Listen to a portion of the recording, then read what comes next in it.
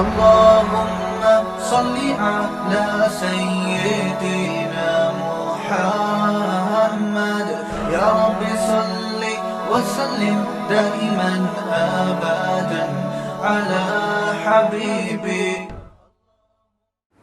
اللہ نے پیدا کیا آدم اور حوا کو، وبث منہما رجالا کثیرا ونساء. اللہ فرماتے ہیں ہم نے ان دونوں سے بہت سارے مردوں اور انسانوں کو زمین سے بھر دیا.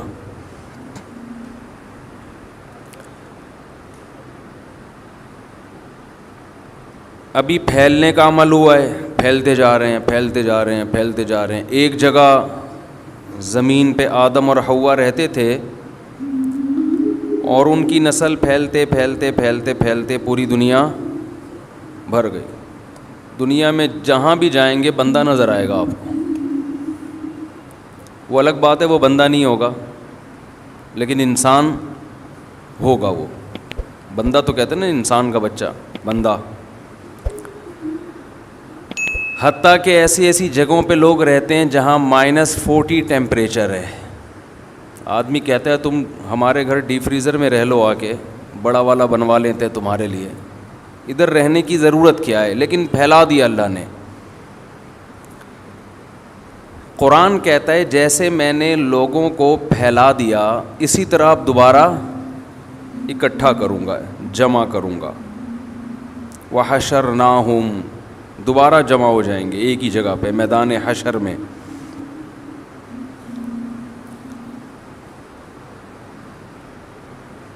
یہ انسان کی بہت بڑی غفلت ہے کہ جب اللہ نے اسے پیدا کر کے پھیلایا ہے تو وہ چیزوں میں الجھ کے رہ گیا ہے. وہ چیزوں میں الجھ گیا ہے. آپ کو پتہ ہے ہر آدمی کو چیزیں چاہیے، چیزیں ہی چاہیے نا. چیزوں کے اکٹھا کرنے میں، چیزوں کے جمع کرنے میں، اور بالآخر جمع کرتے کرتے کرتے کرتے ایک دن اس کا انا للہ و انا الیہ راجعون ہو جاتا ہے. مر جاتا ہے، لوگ قبر پہ مٹی ڈال کے آتے ہیں، 2-3 دن روتے دھوتے ہیں.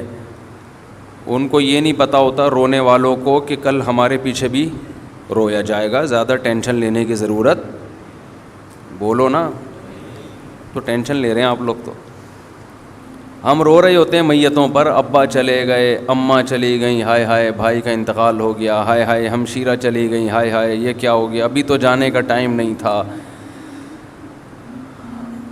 ابھی تو ویکسین لگوائی تھی.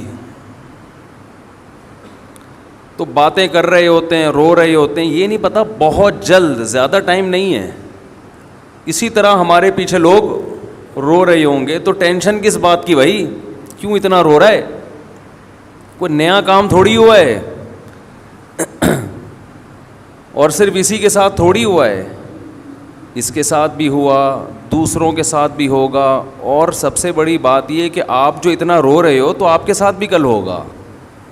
ٹینشن لینے کا نہیں، ٹینشن اس بات کی لو کہ کل میں بھی جاؤں گا. اس کی نہیں لو وہ کیوں چلا گیا. افسوس اس پر ہے کہ اس کی ٹینشن تو بہت ہوتی ہے کہ یہ کیوں چلا گیا، اسے کیوں نکالا، اسے کیوں نکالا دنیا سے. اصل ٹینشن تو جب ہوگی جب آپ کہو گے مجھے کیوں نکالا. جب آپ دنیا سے جاؤ گے تو اصل ٹینشن اس وقت ہوگی جب آپ کہو گے مجھے، بولو نا کیا ہو گیا یار، مجھے کیوں نکالا، مجھے کیوں نکالا. دیکھو وزارت کے عہدے سے اگر کسی کو نکالا جائے اسے بھی ٹینشن ہوتی ہے مجھے کیوں نکالا، حالانکہ وہ بھی دنیا میں ہے. کھانا پینا، دنیا کی نعمتوں سے لطف اندوز ہونا یہ لگا ہوا ہے، وہ ٹینشن بھی کم نہیں ہے. اصل ٹینشن اس وقت ہوگی جب موت کا فرشتہ آئے گا اور آپ سے کہے گا کہ آپ پتلی گلی سے بولو نکلو، چلو بہت ہو گیا، بہت ہو گیا. قرآن اس حالت کا نقشہ کھینچتا ہے کیونکہ ہم ابھی صحت مند ہیں، کھا رہے ہیں، پی رہے ہیں، سو رہے ہیں، چل رہے ہیں، لائف کو انجوائے کر رہے ہیں. ہماری جو ٹینشنیں ہیں وہ چھوٹی چھوٹی ہیں جن کو ہم نے بہت بڑا سمجھ لیا ہے. زیادہ تر لوگوں کی ٹینشنیں بتاؤں کیا ہیں؟ آپ کو یقین نہیں آئے گا. زیادہ تر لوگوں کی جو ٹینشن ہے نا وہ چیز ہے جس کو اللہ نے سکون کے لیے پیدا کیا ہے. قرآن میں آتا ہے بیوی. زیادہ تر لوگوں کے لیے کیا ٹینشن ہے؟ جو آتے ہیں نا مسائل لوگوں کے, زیادہ تر کے لیے وہ ٹینشن ہے تو بھی ٹینشن, چلی گئی تو بھی ٹینشن. تو خیر مختلف لوگوں کے ساتھ میں تو سوچ رہا ہوں اس رشتے کا نام ہی ٹینشن رکھ دوں. آپ کی ٹینشن ہو گئی؟ یعنی شادی کو ہم کیا کہیں گے؟ بھائی آج مفتی صاحب آپ سے ٹینشن پڑھوانی ہے. ٹھیک ہے, ٹینشن پڑھوانا ہے. نکاح کا نام کچھ چینج کر دینا چاہیے. حقیقت ہے یہ. اتنے مسائل آ رہے ہیں. میں کبھی کبھار بیٹھتا ہوں نا صحن میں تو کوئی بندہ آ رہا ہوتا ہے, ملنا ہے 2 منٹ, میں سمجھ جاتا ہوں یا تو اس لیے ٹینشن اس کو ہو رہی ہے کہ گھر میں ہے وہ, یا اس لیے ہے کہ گھر سے چلی گئی ہے, کسی حال میں خوش نہیں ہے. تو میں سوچ رہا ہوں اس رشتے کا نام کیا رکھیں؟ ٹینشن نامہ. نکاح نامے کو ہم کیا لکھیں؟ ٹینشن نامہ. یہ نام لکھ دینا چاہیے. تو بے روزگاری کی ٹینشن ہے, بیماریوں کی ٹینشن ہے, کرونا کی ٹینشن بھی ایک مستقل چپک گئی ہے جس نے لوگوں کو ڈپریشن کا مریض بنا دیا, بہت سے لوگوں کو. کچھ دن پہلے ایک واقعہ سامنے آیا, ڈاکٹر نے مجھے خود بتایا کہ باپ کو بھی کرونا ہوا, بیٹے کو بھی. باپ بچ گیا, بیٹا مر گیا. ماں کو بھی ہوا, باپ کو بھی, بیٹے کو بھی. ماں باپ بوڑھے تھے, بچ گئے. بیٹا جوان تھا, مر گیا. ڈاکٹروں نے بتایا کہ یہ ٹینشن سے مرا ہے, اس کو کرونا کی ٹینشن نے کھایا ہے. ٹینشن کی وجہ سے نا اس کی باڈی میں جو ایک سسٹم ہوتا ہے بیماری سے لڑنے کا, وہ سسٹم ختم. اور باپ بوڑھا اور ماں بوڑھی, ان کو ٹینشن نہیں تھی. پرانے لوگ ہیں نا, پرانے لوگوں نے ٹینشنیں کم پالی ہوئی ہیں, ان کو دنیا سے محبت کم. نئی نسل کو دنیا سے محبت زیادہ.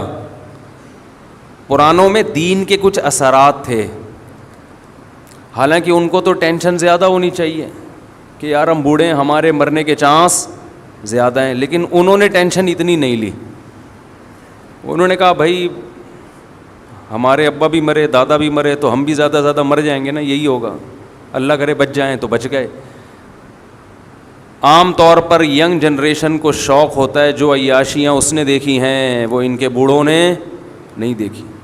جو لائف کو انجوائے یہ کر رہے ہیں وہ ان کے بوڑھے نہیں کر رہے تھے. ان کو زندہ رہنے کا شوق زیادہ ہے. دیکھو زندہ رہنے کا شوق برا نہیں ہے, یہ ہر ایک کو ہوتا ہے, یہ انسان کی نیچر ہے, فطرت ہے. ہر جاندار چاہتا ہے کہ زندہ رہے. ہم جب سائنس پڑھتے تھے تو ہمارے ٹیچر نے ایک سائنسدان کا نام لے کے بتایا کہ اس کی یہ تھیوری ہے کہ ہر جاندار چاہتا ہے کہ وہ زندہ رہے, یہ اس کی تھیوری ہے. میں نے کہا یہ تو مجھ سے پوچھ لیتے, یہ بات آپ کیا خیال ہے بھائی, مجھ سے پوچھ لیتے. جو جاندار چاہے گا کہ وہ مرے تو اس کی تو نسل ہی باقی نہیں رہے گی, تو سارے مر جائیں گے نا ٹرک کے نیچے آ کے. خیر سائنسدانوں کی تھیوریز ہوتی ہیں بہرحال. تو ہر جاندار چاہتا ہے کہ وہ زندہ رہے, یہ برا نہیں ہے, یہ نیچر ہے اور ہونا بھی چاہیے. لیکن زندہ رہنے کی ہوس یہ بری چیز ہے. زندہ رہنے کی کوشش اعتدال سے, کیونکہ جو کام ہونا ہی ہے, جو چیز جو موت آنی ہی ہے, اس سے اتنی نفرت کس بات کی بھائی, یہ تو ہو گئی رہنا ہے نا. یہودیوں کے بارے میں اللہ نے کیا کہا قرآن مجید میں, یود احدہم لو یعمر الف سنہ, ان میں سے ہر ایک چاہتا ہے کہ وہ 1000 سال زندہ رہے. ان کو یہ 70-80 سال کی عمریں سمجھ میں نہیں آتی. ہر ایک کی خواہش ہے کہ 1000 سال زندہ رہے. اللہ فرماتے ہیں رہ بھی لے گا, آخرت کے عذاب سے نہیں بچے گا, 1000 سال کے بعد جہنم میں جائے گا. مسلمان دنیا کو مسافر خانہ سمجھتا ہے. بس یہ بات بھی کھوپڑی میں بیٹھ جائے نا, میں اس ٹاپک کو بہت زیادہ چھیڑتا ہوں, حالانکہ میرا ارادہ اس ٹاپک کو شروع کرنے کا ہوتا نہیں ہے, کوئی اور ٹاپک ہوتا ہے, مگر یہ اس لیے چھیڑتا ہوں کہ یہ ویکسین ہے. یہ ویکسین آپ کو بچا لے گی دنیا کی محبت سے, اور دنیا کی محبت سے بچانے کے نتیجے میں جو دنیا کی محبت ہی انسان کو گناہ کرواتی ہے, شریعت کی خلاف ورزی کرواتی ہے, تو وہ محبت جب ختم ہو جائے گی تو شریعت کی خلاف ورزی ہوگی نہیں. یہ گناہ کے خلاف اینٹی باڈیز پیدا کرتی ہے آپ کے جسم میں, یہ گناہ کے سائیڈ ایفیکٹ سے بھی آپ کو روکتی ہے. تو اس لیے پھر اسی موضوع کو شروع کر دیتا ہوں کہ پہلے اس مردار کی محبت تو دل سے نکالو بھائی. یہ جو دیوار, اینٹیں اور دولت اور پیسہ اور گاڑی, یہ جو چپکنے والی چیزیں ہیں, ان سے تو اپنی جان چھڑاؤ, اس عذاب سے تو نکلو. اتنا مسلط کیا ہوا ہے, پتہ نہیں کیا سمجھتے ہیں جس کے پاس پیسہ ہے وہ دنیا کا کامیاب ترین آدمی ہے, سمجھتے ہیں کہ یہ تو بہت خوش قسمت ہے. ککھ بھی نہیں ہے. مرے گا تھوڑے دنوں میں, دیکھ لینا لاش پہ چلے جانا, جنازہ پڑھنا جا کے, کیڑے دیکھنا کتنے اس کی لاش پہ ہیں, گننا کھڑے ہو کر کیڑے دیکھ رہے ہوتے ہیں. مگر جو اپنے اندر ایک جراثیم ہے نا, جرثومہ ہے دنیا کی محبت کا, پتہ نہیں یہ کس نے دماغ میں یہ بھوسا بھر دیا ہے ہمارے. یہ جو میں باتیں کہہ رہا ہوں یہ آپ کو نہیں, میں اپنے لیے بھی کہہ رہا ہوں, ہمیں بھی نصیحت کی ضرورت ہے نا. دماغ میں کسی نے یہ بھوسا بھر دیا ہے کہ یہ مرا ہے, میں نہیں مروں گا. آپ کہہ سکتے ہو نہیں بھائی ایسا کوئی بھوسا نہیں ہے, ہمیں پتہ ہے کہ ہم بھی مریں گے. نہیں پتہ بھائی, یہی تو بڑا فالٹ ہے. یہ زبان پہ رکھا ہوا جملہ ہے کہ میں مروں گا, یہ دل کے اندر نہیں ہے. مجھے لوگ پھر پتہ نہیں کہ سمجھاتے رہتے ہیں یہ کرو وہ کرو. ابھی پھر میں زیادہ پرسنل معاملات میں نہیں جانا چاہتا. یہ جو میں نے ہری پگڑی میں شادی کا قصہ سنایا ہے نا, جو میرا کلپ بڑا مشہور ہوا ہے, یہ میں نے دل پہ پتھر رکھ کے سنایا ہے. انسان اپنے ذاتی معاملات, خاص طور پر جس کا دوسری فیملی سے بھی, خاندان سے بھی تعلق ہو, وہ شیئر نہیں کرتا. یہ دل پہ پتھر رکھ کے اس لیے سنایا ہے کہ لوگوں کو سمجھ میں آئے کہ میں جو اتنے سالوں سے ایک ٹاپک پہ چیخ رہا ہوں اس کا مطلب کیا ہے. وہ ایک واقعہ اگر آپ بصیرت کی آنکھیں کھول کے وہ واقعہ اور بصیرت کے کان کھول کے وہ واقعہ سنیں گے تو آپ کو وہ فلسفہ سمجھ میں آئے گا. خیر, تو لاشوں کو دیکھ رہے ہیں. ہم جب حضرت مفتی رشید احمد صاحب رحمہ اللہ تعالیٰ کے ہاں رہا کرتے تھے تو 7-8 سال مدرسے کے اندر ہی رہے. بس مدرسے سے گھر, گھر سے مدرسہ, دنیا زیادہ پھرنے کا ہمیں موقع نہیں ملا. تو ہم تو اسی ماحول میں, علماء کی صحبت میں, بڑا اچھا ماحول تھا. کوئی دنیا داری کی باتیں نہیں, کوئی بزنس, وہ سب کرتے تھے, کاروبار سب کے تھے, کھاتے پیتے لوگ تھے. بعض طلبہ بڑے مالدار تھے لیکن باتیں نہیں ہوتی تھیں.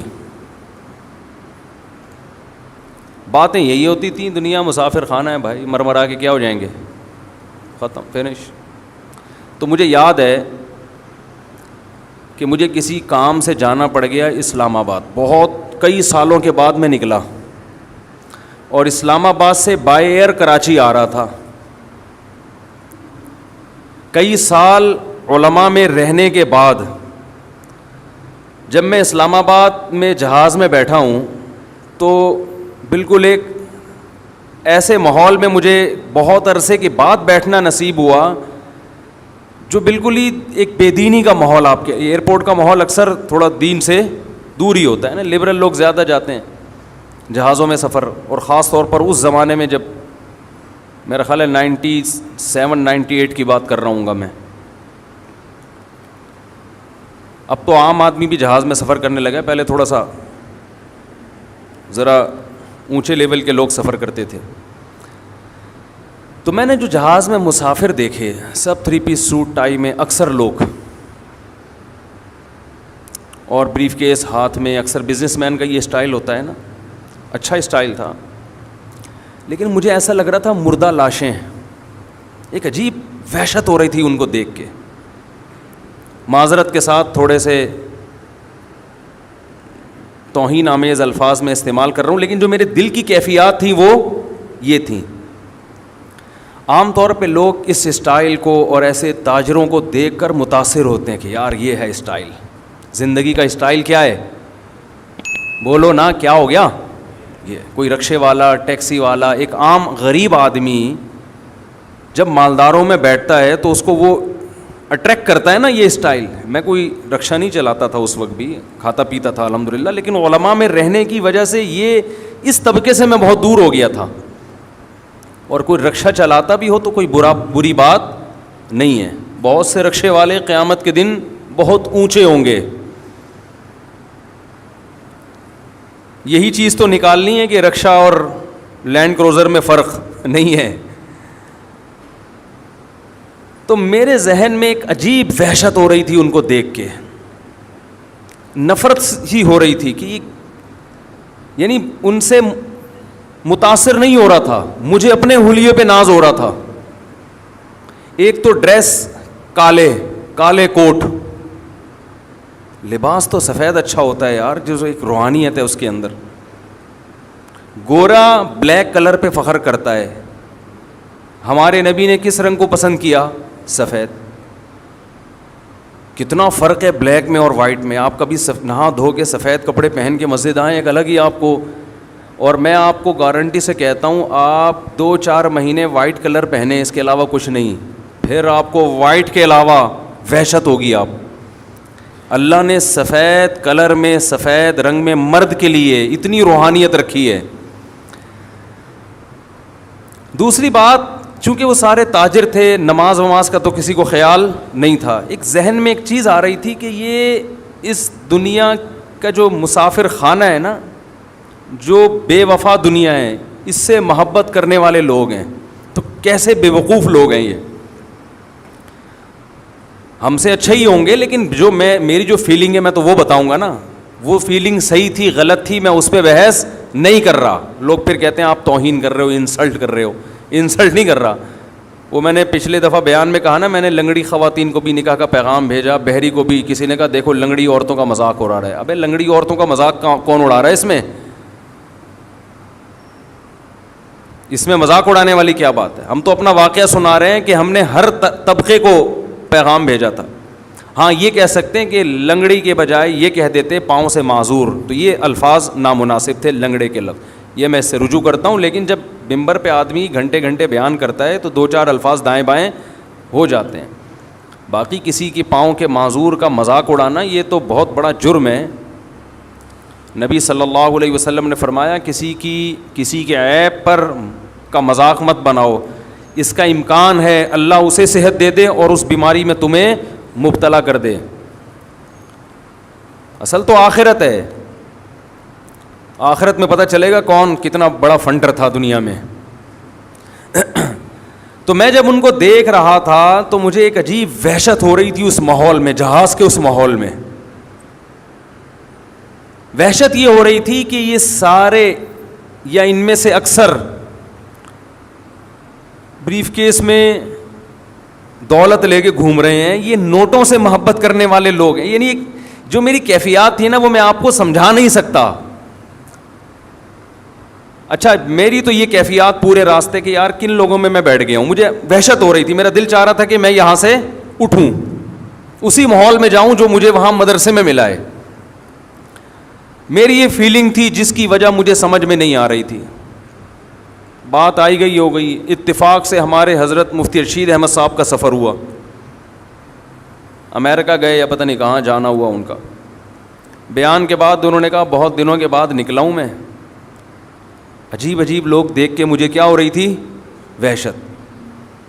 پھر فرمایا جب میں یہاں آیا ہوں طلبہ کو دیکھا ہے ماشاءاللہ ان کے چہروں پہ داڑیاں, چہروں پہ رونق, نماز کے نشان. فرمایا ایک عجیب روحانی سکون مل رہا ہے. تو میری جو کیفیت تھی مجھے خیال ہوا کہ یہ ہمارے شیخ کی وہی کیفیت. اس سے پتہ چلتا ہے کہ اہل اللہ کی صحبت کتنی اہم چیز ہے. بہت سی چیزیں جو کتابوں سے انسان نہیں سمجھ پاتا, بیانات سے نہیں سمجھ پاتا, وہ انسان اہل اللہ کی صحبت میں رہ کے سیکھتا ہے. آپ کے دل کی کیفیات بدلتی ہیں. اب آپ کہہ سکتے ہو اس میں وہ کون سا ہو کے نہا دھو کے نہیں بیٹھے ہوئے تھے, کیا بدبو آ رہی تھی کیا ان کے جسم سے جہاز میں, جو مفتی صاحب کو وحشت ہو رہی تھی؟ کیا ہو گیا بھائی؟ آپ کہہ سکتے ہیں کہ اسلام آباد سے جب ہم چڑھے جہاز میں اور وہ سارے کوٹ ٹائی والے تاجر بیٹھے ہوئے تھے, اور ان میں ایک آدھ اچھے بھی ہوں گے, نمازی بھی ہوں گے, اکثر تو بیچارے بے نمازی دنیا دار قسم کے لوگ تھے, تو کیا ان سے کیا بدبو آ رہی تھی جو آپ کو اتنی وحشت ہو رہی ہے؟ یہ روحانی بدبو ہوتی ہے, یہ جسمانی بدبو بولو نہیں ہے, یہ روحانی بدبو ہے. یہ روحانیت پیدا ہوتی ہے اہل اللہ کی صحبت میں, اللہ والوں کی صحبت میں وقت گزار کے. ہمیں یاد ہے ہم بچپن میں جب بنوری ٹاؤن جایا کرتے تھے, ایسا لگتا تھا ایک نور برس رہا ہے آسمان. ہم تو یونیورسٹی کالج کے ماحول میں رہنے والے. ارے ہم اسکول سے نکلتے تھے, گھر سے نکلتے تھے, بیگ لٹکا کے اسکول جاتے تھے. ایک نمبر کے شرارتی, اللہ معاف فرمائے. اسکول پہنچتے پہنچتے اڑنگیاں دینا ایک دوسرے کو.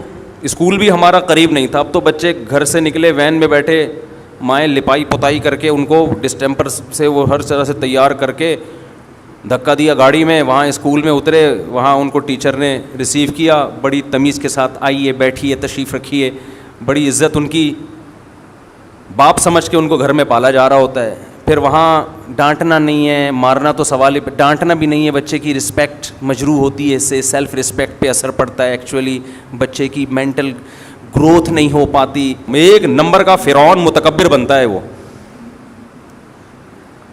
کبھی کبھار چلتے پھرتے ویسے ہی ہلکا پھلکا بچے کو ایک آدھ چماٹ, زیادہ نہیں, زور سے نہیں, کبھی کبھار. زیادہ کرو گے تو بد اخلاقی ہے یہ. وہ پوچھے کیوں مارا, کہہ رہے یہ بتانے کے لیے کہ میں باپ ہوں. ایسا نہ ہو تھوڑے دنوں میں وہ اپنے آپ کو باپ سمجھنے لگتا ہے. یہ ہو رہا ہے. کل میں جی ٹی وی پہ انٹرویو دے رہا تھا تو کسی لبرل نے یہ کہا کہ آج کل ماں باپ بچوں کے حقوق ادا نہیں, کھلا نہیں رہے ان کو, ان پہ خرچ نہیں کر رہے. یہ پتہ نہیں کون سی دنیا میں رہتے ہیں. لاکھوں میں ایک والدین ایسے ہوتے ہیں جو بچوں پہ خرچ نہیں کرتے.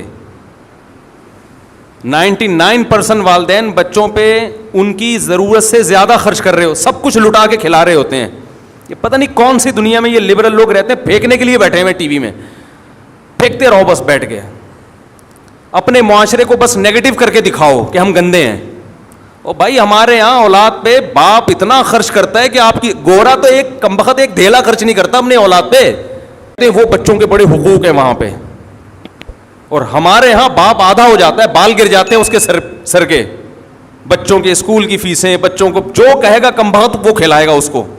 جیم سے کھانی ہے ڈبل روٹی, جیم بھی رکھا ہوگا فریج میں, انڈا کھانا ہے, انڈا بھی پڑا ہوگا. آج کا بچہ, باپ میں یہ مجال نہیں ہے کہ بچے کو انڈا کھانا ہے اور باپ کہ نہیں تو جیم سے روٹی کھائے گا. وہ پرانا زمانہ تھا, ونس اپون اے ٹائم, کہ جو پکائے کھا, تیری مرضی کا نہیں. ہمارا اللہ کا شکر ہے مالی حالات بہت اچھے تھے, لیکن ہماری ماں نے ہمیں اپنی مرضی کا کھلایا ہے, ہماری مرضی کا نہیں. مجھے اپنی والدہ کا وہ چمٹا یاد آتا ہے, گرم چمٹا, جب روٹی پکاتی تھی نا تو وہ, اب آلو کی بھجیا پکی ہوئی ہے بالفرض, مولی کی بھجیا پکی ہوئی ہے, ہمیں تو اچھی نہیں لگتی تھی مولی کی بھجیا, بنی ہوئی ہے تو ہم بیٹھے ہوئے, نہیں کھایا جا رہا, ہم سے دل ہی نہیں چاہ رہا کھانے کا. وہ انڈے والا برگر منگوا دو. ٹھیک ہے, نہیں. مجھے یاد ہے ہماری والدہ چمٹا گرم گرم نا ہماری طرف کرتی تھی, یہ لگاؤں گی, کھاؤ اس کو بیٹھ کے, تمہارے باپ کو بھی یہی کھانا ہے. صحیح ہے نا.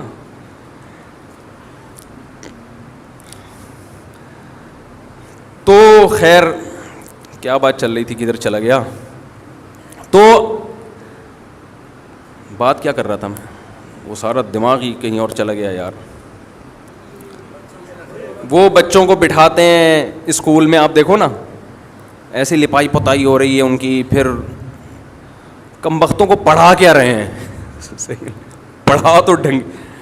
ان کو سیب دیا ہوا ہے اس میں یلو کلر کرو, یہ ایجوکیشن جس کے ہم 6-6 ہزار روپے اسکولوں میں سیب میں رنگ بھرنے کے لیے, فضول قسم کی ٹائم ویسٹنگ. 2-4 انگلش میں نظمیں سکھا دیتے ہیں تو ماں باپ کو چونکہ وہ بھی نہیں آتی تو ماں باپ سمجھتے ہیں بچہ فل ایجوکیٹڈ ماشاء اللہ, بہت ہائی لیول کی تعلیم حاصل کر رہا ہے. Twinkle twinkle little star how I wonder what you are, وہ پتہ نہیں کیا نظم تھی. کیونکہ ماں باپ کو یہ بھی نہیں آتی تو وہ سمجھتے ہیں بچہ بہت گرو کر رہا ہے ماشاء اللہ.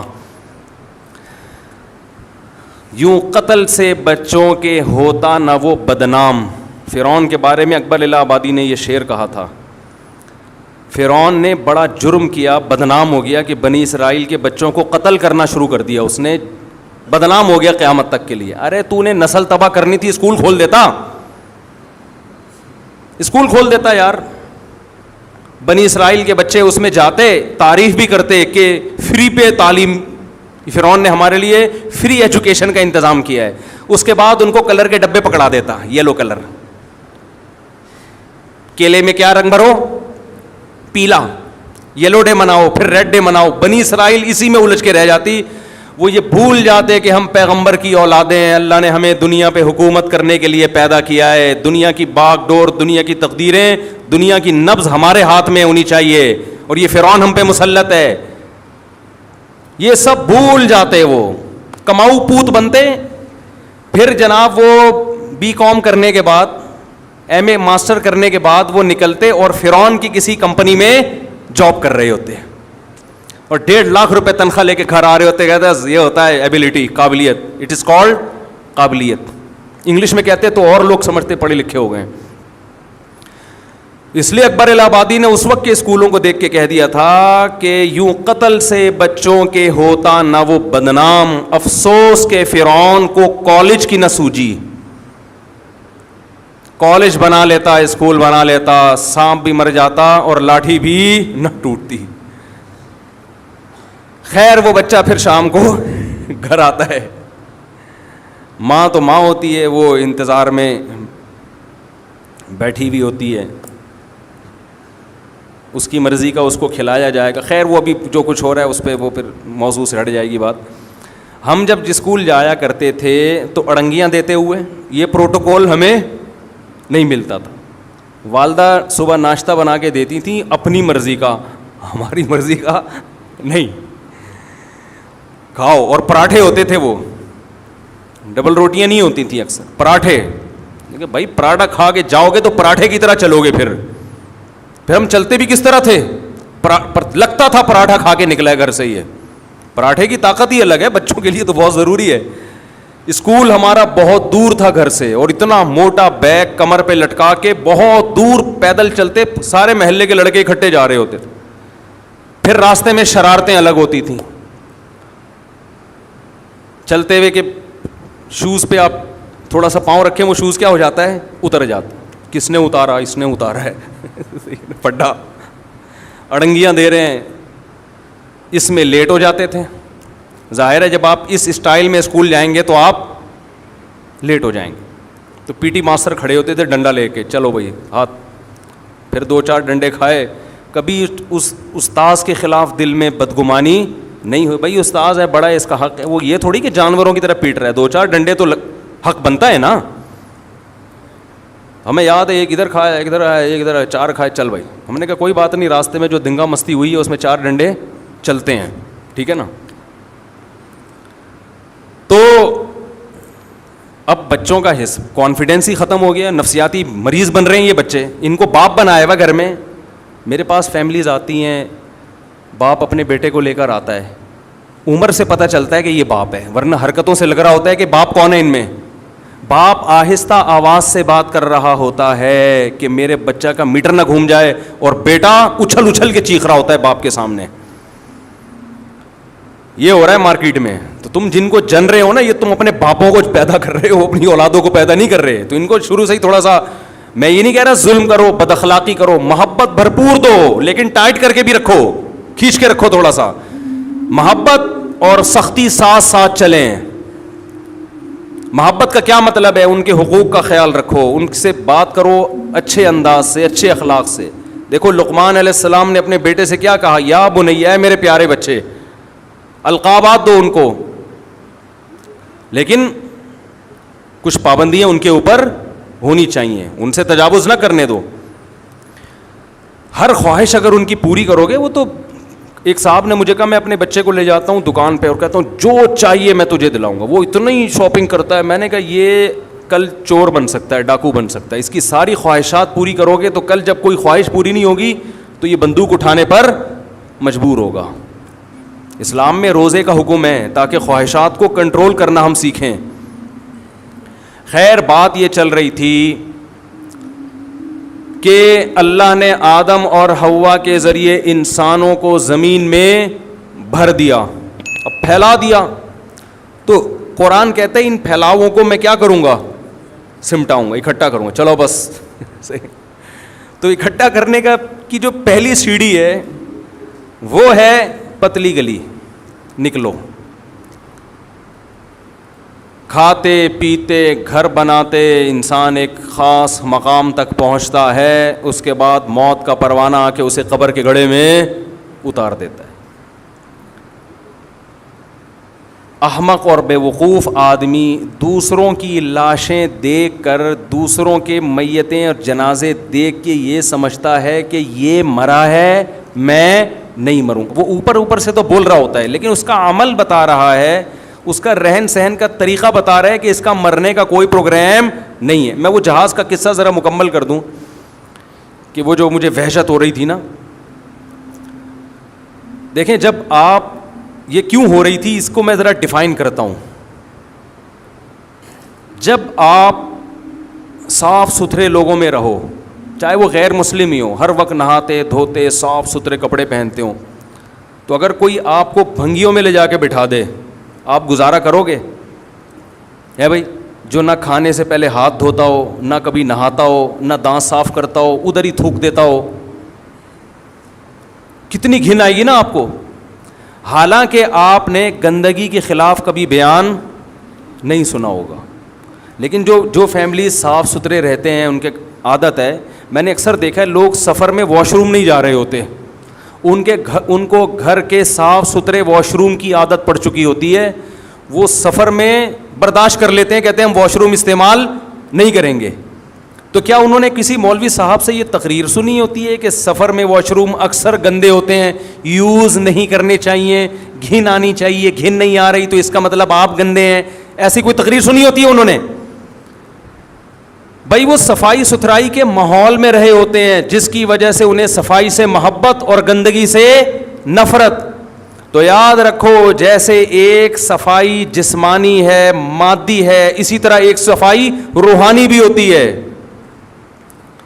ایک آدمی اوپر سے جتنا مرضی صاف ستھرا ہو, اگر وہ دنیا سے محبت کرتا ہے, اس کے دل میں اللہ کی محبت نہیں ہے, وہ روحانی طور پر گندا ہے, گندی چیزوں سے محبت کر رہا ہے,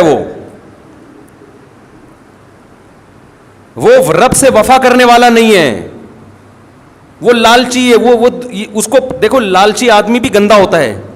آپ کو پتہ چل جائے کہ یہ لالچی آدمی ہے جب بات کرے گا پیسے نکلوانے کی کوشش کرے گا, نفرت ہوتی ہے نا اس سے تھوڑے دنوں میں کہ یار یہ جب بھی ملتا ہے گھما پھرا کے پیسوں کی جیب سے پیسے نکالنے کی کوشش کر رہا ہوتا ہے.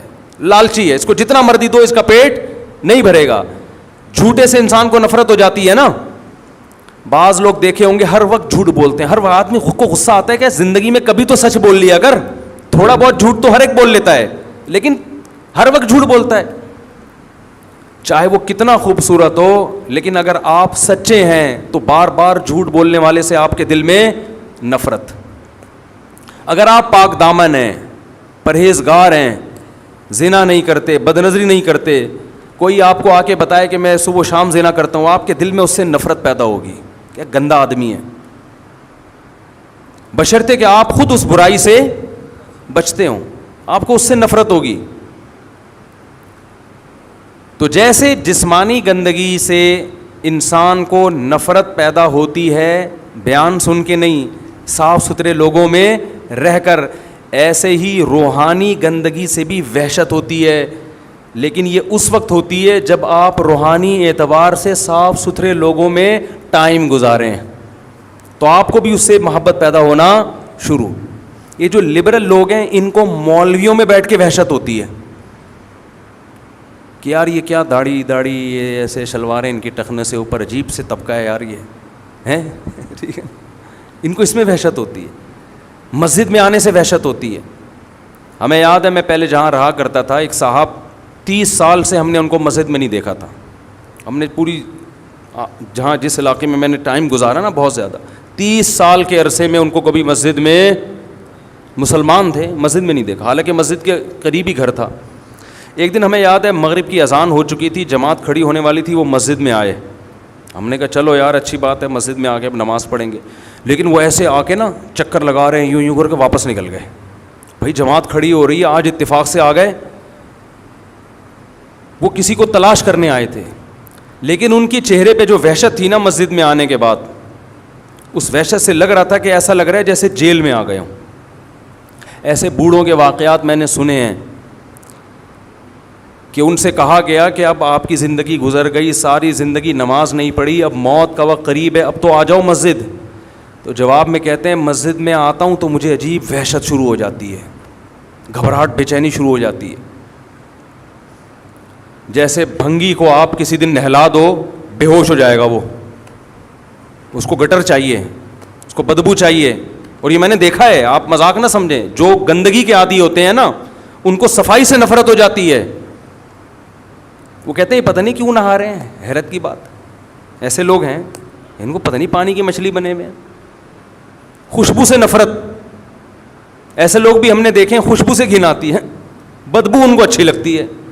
یہ ہو جاتا ہے تھوڑے دنوں میں.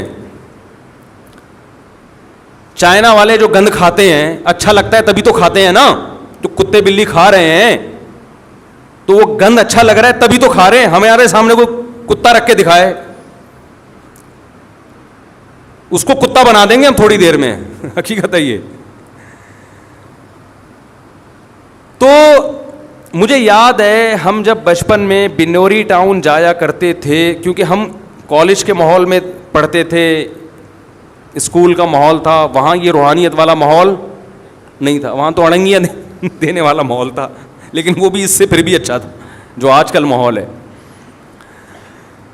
تو ہمیں ایک عجیب روحانیت محسوس ہوتی وہاں, طلباء کے چہرے ایک عجیب رونق, چھوٹی چھوٹی ان کے جو بچوں کے داڑیاں نکل رہی ہوتی ہیں نا, ٹین ایجز لڑکوں کے چہروں پہ ایک رونق, نماز کے وقت میں سارے صف بستہ ہو کے نماز, زمین پہ بیٹھ کے پڑھ رہے ہیں, نہ کوئی ڈیسک, نہ کوئی میز, نہ کوئی کرسی, نہ کوئی تپائی, سادہ ماحول. نیچے کارپیٹ پہ بیٹھ کے ایک استاذ بیٹھا ہوا ہے, سامنے حدیث کی کتاب رکھی ہوئی ہے, فقہ کی کتاب رکھی ہوئی ہے, وہ ان کو لیکچر دے رہا ہے, وہ سب بیٹھ کے پڑھ رہے ہیں. تو ہم آپس میں تبصرہ کرتے تھے یار کہ ان کا کتنا سادہ ماحول ہے, اور ہم جو اسکولوں میں پڑھتے ہیں اس ماحول میں اور اس ماحول میں کتنا فرق ہے. ایک عجیب روحانیت. اور یہ بات میں نے محسوس نہیں کی, بہت سے لوگوں نے مجھے بتائی. اور آپ جائیں گے مدارس, آپ کو یہ روحانیت لگے گی, بشرطے کہ اپنے اندر کی روحانیت بالکل ختم نہ ہو گئی ہو. ختم ہو گئی پھر آپ کو وحشت ہوگی کہ کہاں آ گیا میں.